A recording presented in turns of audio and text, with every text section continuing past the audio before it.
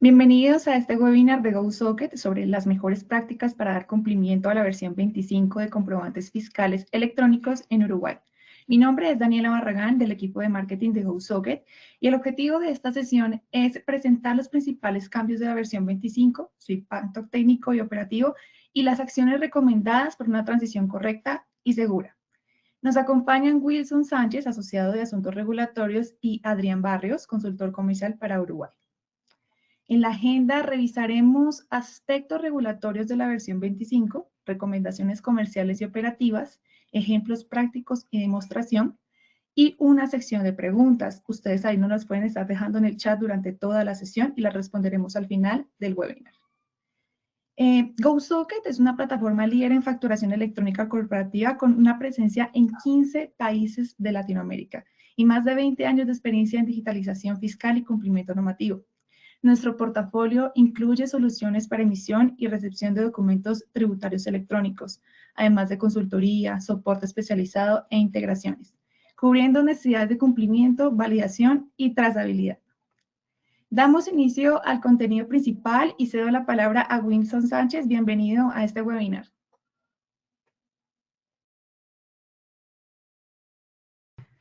Buenos días a todos. Gracias, Daniela. Buenos días. Para mí es un placer estar hoy con ustedes. Y como decía Daniela, hablando sobre los aspectos regulatorios de Uruguay, específicamente esto que nos tiene a todos, nos ha llamado la atención a todos, que es la versión 25 del formato CFE. Vamos a hablar un ratico de esto, de los mensajes de respuesta, la versión 18, y comentarles que hoy salió una nueva versión, y también de los emisores desafiliados, que son como los nuevos cambios que hemos tenido y que están inquietando bastante a todos nuestros clientes y usuarios de nuestra plataforma. Si quieres, comenzamos. Bueno, aquí les tengo una pantallita como para recordarles que el formato CFE que ha traído la DGI bien no es algo reciente, es algo que ya tiene más de 10 años, y ahí podemos ver que salieron más de 11 versiones preliminares entre 2011 y 2012. Entonces, ha tenido una evolución constante, y como ven en el roadmap, todos los años, 2011, 12, 13, todos los años, ha tenido cambios hasta que llega el 2023. En el 2023 tuvimos la versión 24. Esa versión 24 no se cambió continuó en el 2023, continuó en el 2024, y ya mire, hasta finales 2025 continuaremos con la versión 24 hasta el 2026, que se va a implementar la versión 25.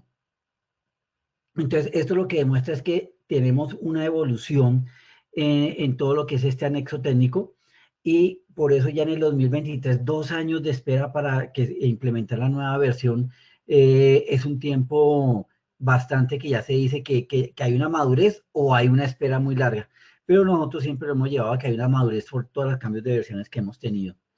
Yendo directamente con lo que son los cambios, aquí es como un cuadrito que les queríamos mostrar para que visualicen la generalidad de los cambios, todo lo que viene de los cambios. Hay por lo menos en diseño, en el layout, hay 10 cambios, en reglas de validación hay 19 cambios, en descripción de campos hay 7 cambios que son observaciones de uso que afectan directamente, por ejemplo, lo que es el cuerpo del layout, que es el encabezado, productos y servicios, y los subtotales. Ahí ya son en el encabezado 11 cambios que son importantes. Esos 11 cambios son cambios que son obligatorios, que son validados, lo mismo los de productos y servicios, los subtotales, son cambios que de cierta forma, si ya en algún momento están implementados, ahora los van a validar que se estén colocando. Hay también cambios que son más específicos, que son cambios especiales para, por ejemplo, el descuentos y recargos, medios de pago, informaciones de referencias, y son cambios que son específicos y son nuevos. Y hay algunos que son obligatorios. En las constancias de autorización para emisión hay nuevos cambios, también lo que tiene que ver con complemento fiscal y representación impresa, importante que hay unos cambios que hay que ponerles un poquito de atención. Entonces, sin más, pues comencemos de una vez hablando de los cambios. Hemos dividido al lado izquierdo de esta imagen, ustedes pueden ver que dice zona A, campos encabezado. Hemos querido presentarles esto de acuerdo a la estructura que tiene el documento técnico que divide los campos por zonas. Entonces hay zonas de encabezado, de productos, de detalle de productos. Entonces así mismo se lo estamos presentando acá para que estén como orientados en el proceso en que vamos presentando los cambios. Por ejemplo, estos de cambios en el encabezado, por ejemplo, el primer cambio que tenemos ahí presentado es la serie asignada al comprobante. Entonces, aunque ya existe, todos sabemos que ya hay una serie de comprobante, ahora va a validar esa serie que tenemos de comprobante. Y hay una regla de validación. Entonces, va a validar que las letras estén en mayúsculas y que esté compuesta por letras y números. Que mínimo debe tener 2 letras y no incluye la ñ y seguido por un número. Entonces, ejemplo 1A es una de las validaciones. Entonces, va a validar esa parte. Anteriormente, este campo ha existido, pero no había validación sobre el campo. Ahora sí va a validar que ese campo esté correctamente diligenciado. Entonces, ya son cositas que empezamos a ver que hay que tener en cuenta y hay que ser más cuidadosos porque estas validaciones, si antes no lo diligenciábamos, no había problema. Si antes colocábamos las letras en minúscula, tampoco había una observación de rechazo. Pero ahora sí va a haber una validación y va a haber un rechazo por este solo cambio pequeño, pero entonces nos asegura que el comprobante va correctamente. También hay un cambio que lo llama fecha valor del comprobante. Y esto solo aplica para el resguardo que realizan las entidades del Estado. Entonces, en este va a validar la fecha. Entonces, hay una estructura. Los 4 primeros dígitos son el año, los segundos 2 dígitos son el mes. Entonces, valida que vaya en esa. Y debe ser mayor o igual que la fecha del comprobante. Entonces, esto indica que el valor de la retención o la percepción no coincide con el comprobante. Entonces, va a validar esa fecha y la fecha valor del comprobante. Entonces, también son cosas que tenemos que aprender que si no lo diligenciamos de la forma y la estructura como está, nos va a rechazar el documento. Igual, los validadores en el momento de diligenciar no generan una observación, sino hasta el momento de la validación. Entonces, son cosas que hay que irnos capacitando e irnos entrenando en estos nuevos cambios que tenemos.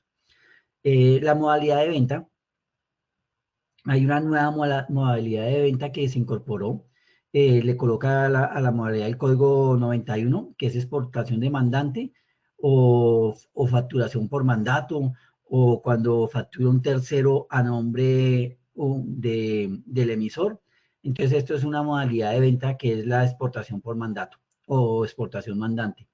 Y esta modalidad ya tiene un campo obligatorio que es que se deben identificar los datos de este tipo de facturación de mandatos, del emisor y del mandatario y del mandante.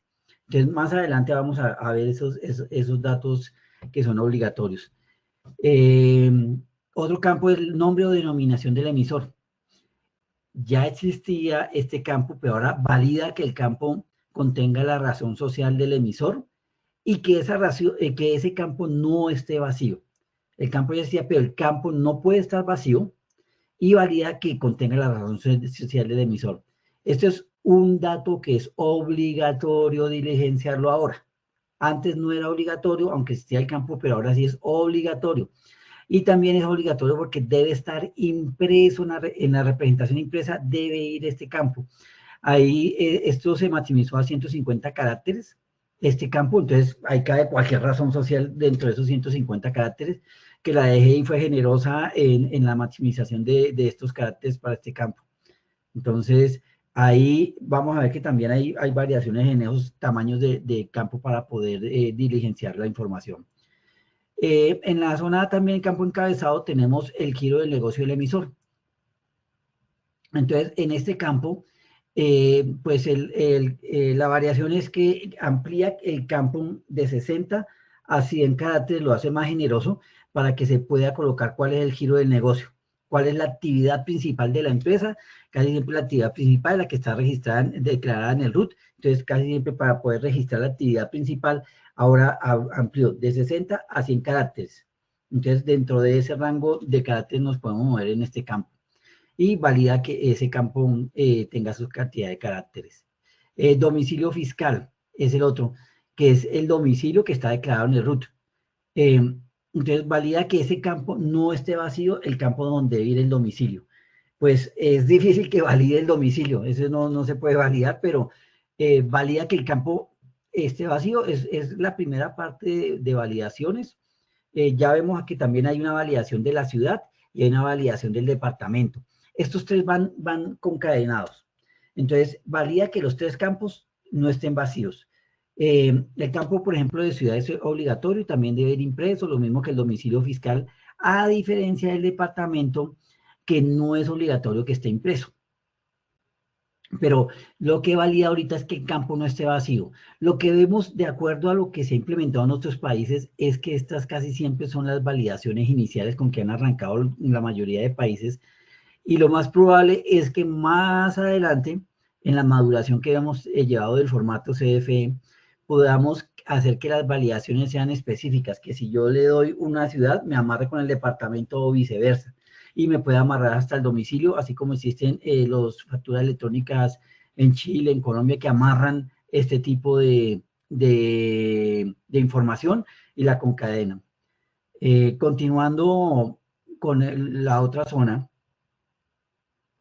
en el 2.2 tenemos la información del detalle de productos y servicios. Esta zona B tiene otros tipos de validaciones para otro tipo de información, ¿no?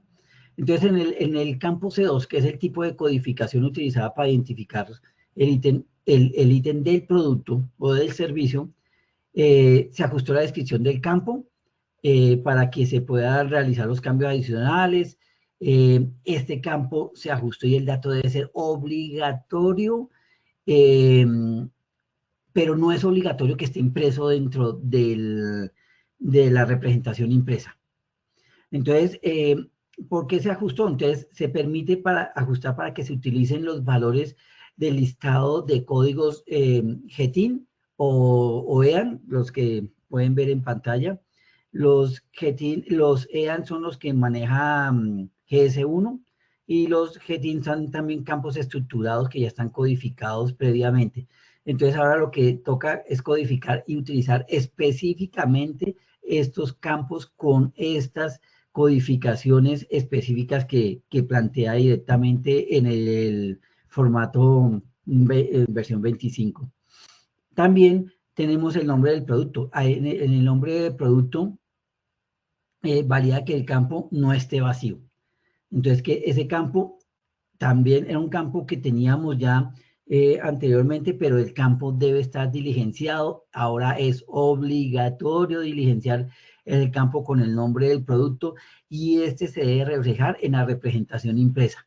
Entonces ya vemos que no es solamente que valide que el campo esté ahí, sino que ya se vuelve obligatorio y también tenemos que validar que el campo salga en la representación impresa, que salga en el espacio que es, en el campo que está determinado dentro del XML, que ha sido estructurado para ese espacio.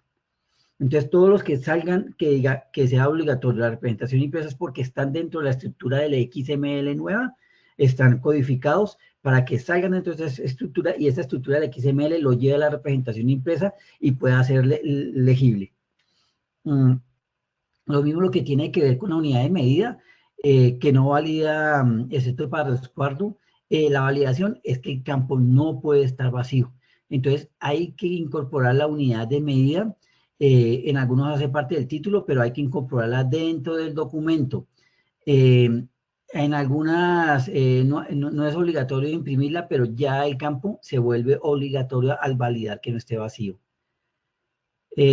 Continuando con el 2.3, que es la zona C, que es la zona de subtotales, En la zona de subtotales tenemos varias variaciones. Bueno, la principal es que se amplían los campos de 40 a 100 caracteres. Ya sabemos que en esta zona de subtotales se pueden colocar entre 0 y 20 subtotales. Estos, pues, ¿en qué varía que sean más o menos? Eso es, todos es de acuerdo a los campos que uno desea utilizar y que desea que se subtotalicen.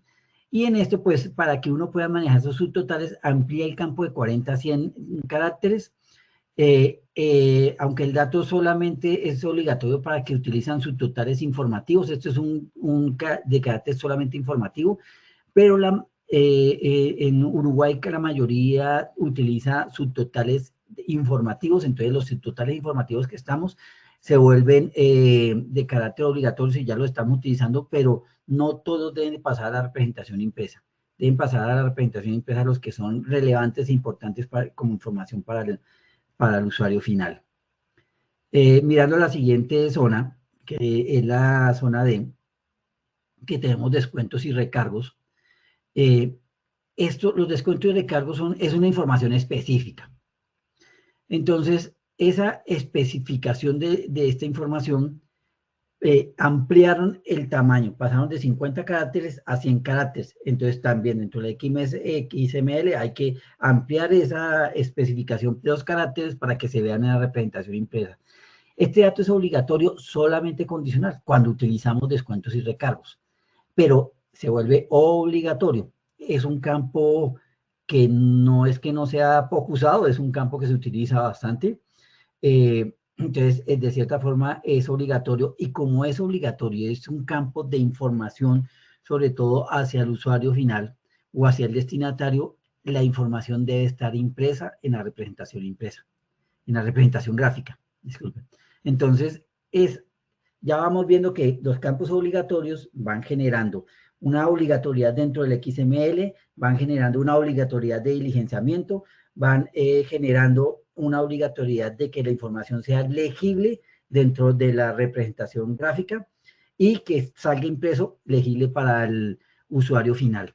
Entonces, un solo cambio no es que solamente ahora haga una validación, sino que haga una concadenación de cambios adicionales y de características que toca tener pendiente en el momento del diligenciamiento de esa información. En medios de pago, ahí viene, en esta zona de medios de pago, viene la identificación detallada del medio de pago. Entonces, no se queda atrás con descuentos y recargos ampliando, sino también amplía en esta glosa de 50 a 100 caracteres. Este dato se vuelve también obligatorio. También es condicional, solamente que cuando se utilizan la forma de pago, se va a colocar, entonces se aplica los medios de pago y en el documento, y también esto es una información importante y debe estar impresa. Entonces también igual afecta el diligenciamiento, toca utilizar uno de los medios de pagos que están atribuidos para utilización. Se debe ampliar el campo en el XML, se debe modificar el XML y se debe modificar esta información en la representación impresa. Entonces ya vemos que todo esto nos va afectando. Continuando con lo que tiene que ver con la información de referencia, acá en información de referencia se extendieron un poquito más porque implementaron más campos. Entonces, pero por ejemplo, en el primero de indicador de referencia global, de acuerdo a que han tenido algunas diferencias, lo que hicieron fue anexar una descripción y un ejemplo.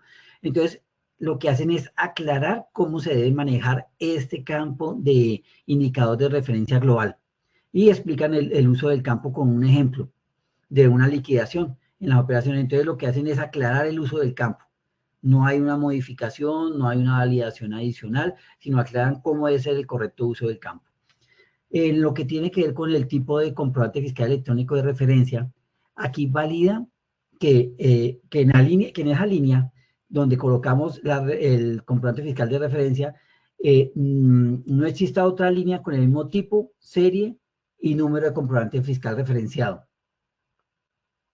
Entonces, esto es para controlar esa validación, que no coloquemos, no lo repitamos. Y en serie asignación, estos tres campos, el C4, el C3, C4 y C5 también van todos concadenados, se amarran a una misma regla de validación.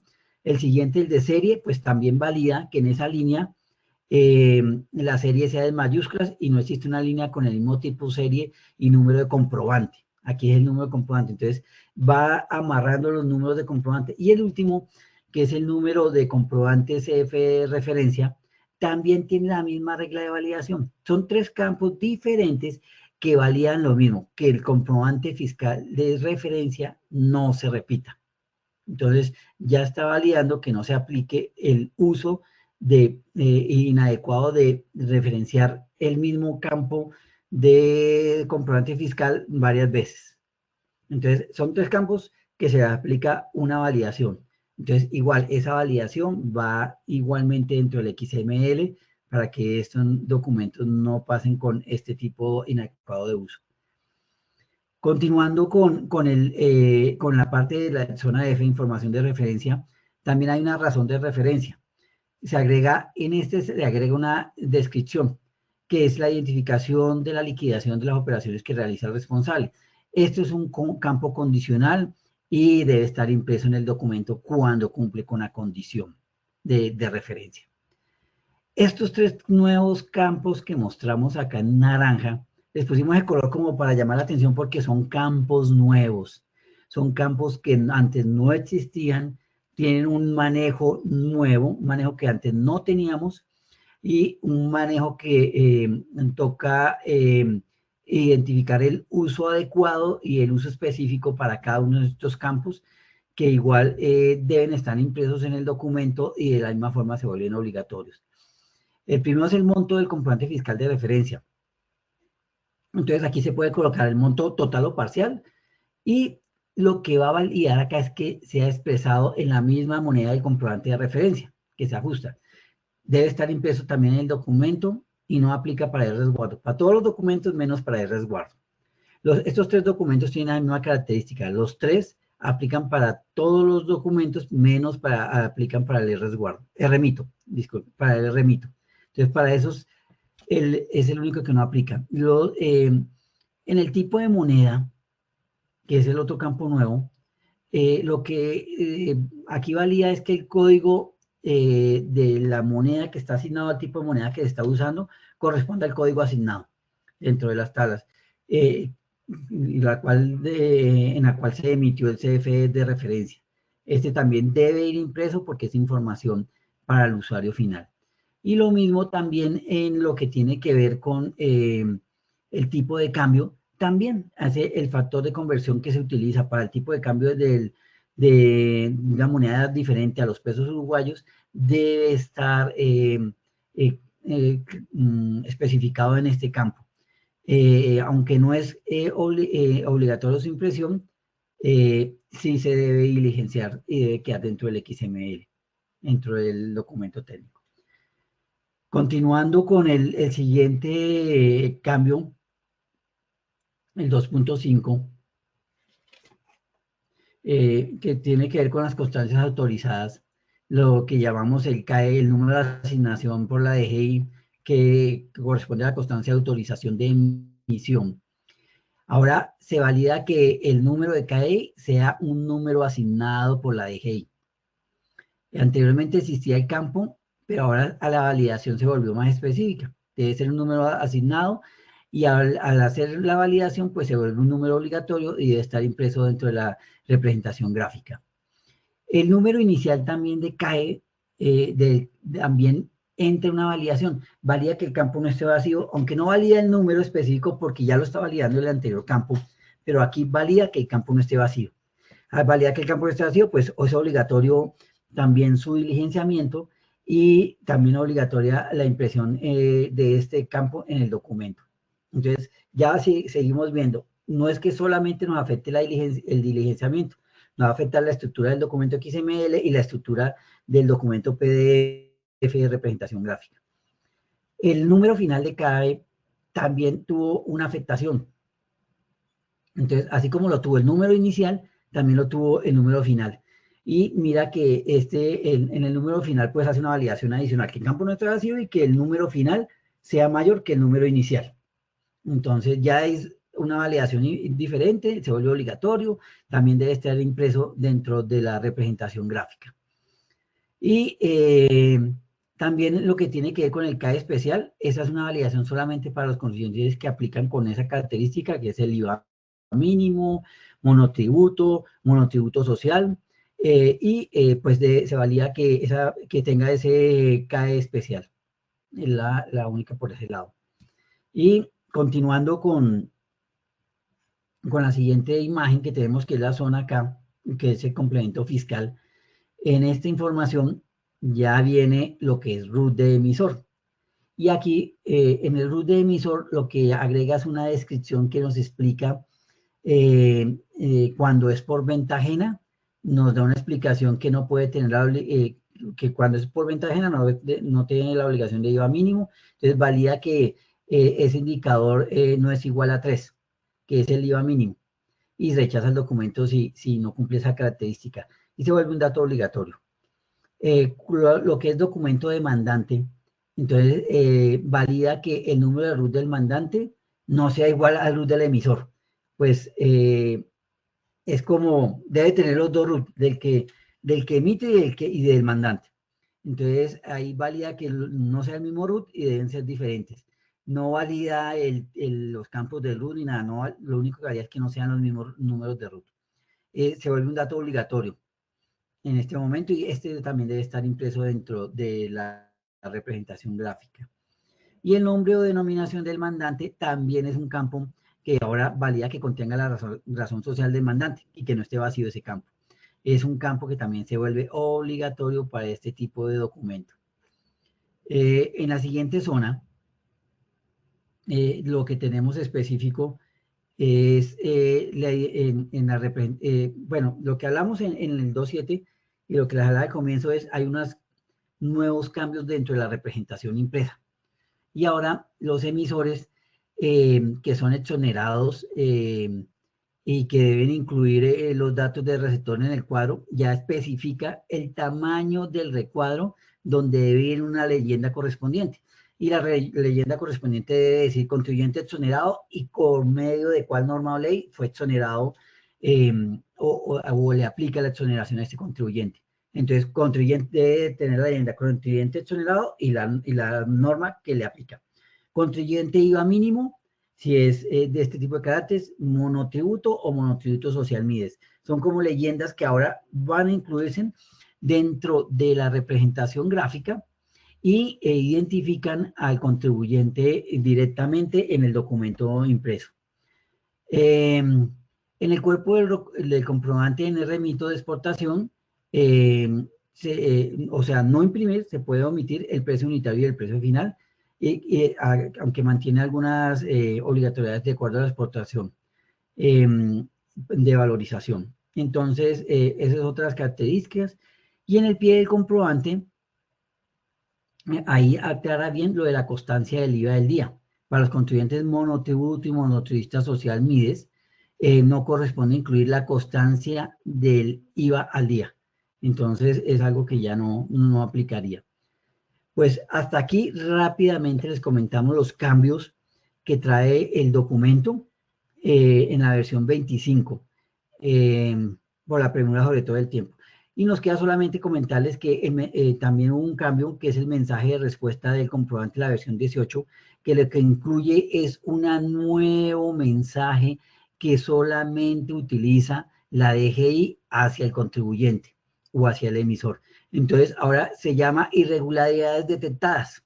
Entonces, es el mensaje L14 para consulta de comprobantes y observaciones del CFS es el C14, es el mismo nombre. Irregularidades detectadas no especifica a qué corresponde irregularidades detectadas, es un nombre muy genérico, entonces no lo deja ahí. Y el día de hoy, como les comentaba al comienzo, salió el mensaje de respuesta CFE versión 19. No alcanzamos a incluírselo acá porque nos dimos cuenta antes de comenzar esta sesión, y incluye el nuevo mensaje aquí de consulta de comprobantes, el E15, que se llama deudor contumaz sin información.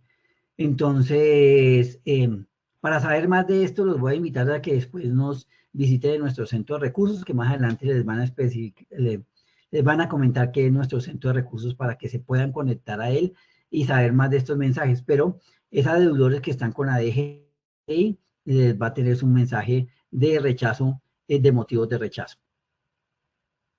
Y lo último que salió, que también hemos tenido algunas preguntas, son los emisores desafiliados del régimen del comprobante fiscal. Resulta que son los emisores desafiliados, son emisores que la DGI detectan que los comprobantes electrónicos o las facturas que emiten son ideológicamente falsas, que no cumplen con las características o no son reales.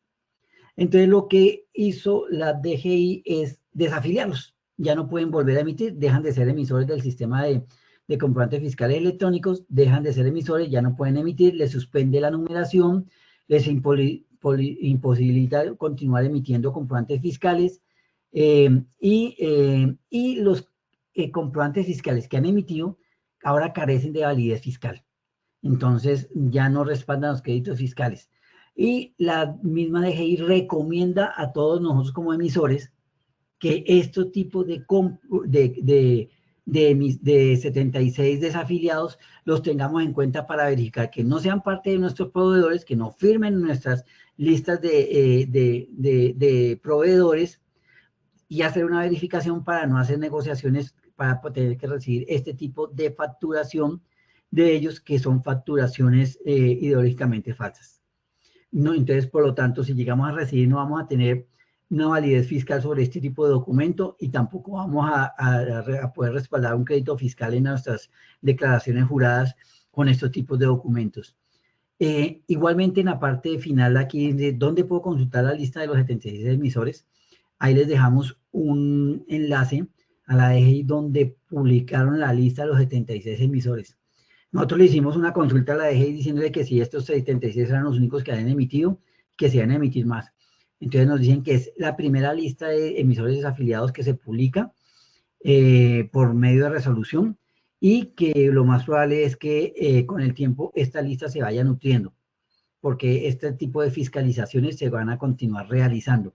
Esto es producto a las fiscalizaciones que ha hecho la DGI y que continuará realizando a los establecimientos de comercio y a las diferentes razones sociales.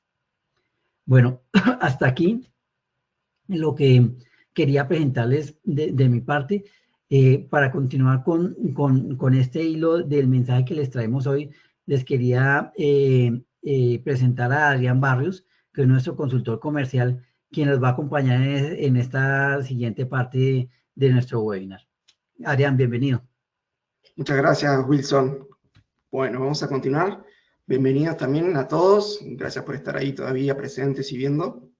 Bueno, a ver, vamos a pasar ahora a hablar un poquito de, como aparece ahí en el slide, lo que son las mejores prácticas para prepararse para un cambio en la regulación. Y bueno, acá están los pasos a seguir. Estos pasos a seguir es un poco lo que yo les comentaba, ¿no? El diagnóstico del impacto, el definir un plan y después ejecutar. Y creo que siempre que a la hora de ejecutar tenemos que estar de la mano de un socio que esté especializado, que conozca no solo también la parte técnica, sino la parte funcional y que por supuesto los pueda acompañar en todo el proyecto, porque en sí tal vez no es un proyecto muy amplio, pero es un proyecto como tal que pasa a formar parte de nuestro roadmap por la obligatoriedad que se presenta, y tenemos que trabajarlo como un proyecto. Como dije, hay una implementación que hay que hacer de ellos, hay cambios que hay que hacer, hay que probar esos cambios y hay que desplegarlos en un ambiente productivo en los sistemas donde tengan impacto.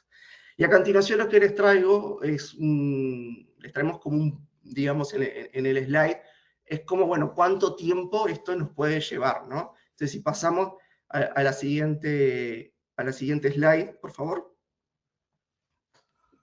Tenemos lo que es, ahí ustedes pueden ver, lo que es un proceso estándar de implementación, ¿sí? Que puede durar aproximadamente entre 8 y 12 semanas, y este está como principalmente dirigido a lo que son a la parte de los emisores. O sea, empresas que hoy ya emiten electrónicamente en Uruguay.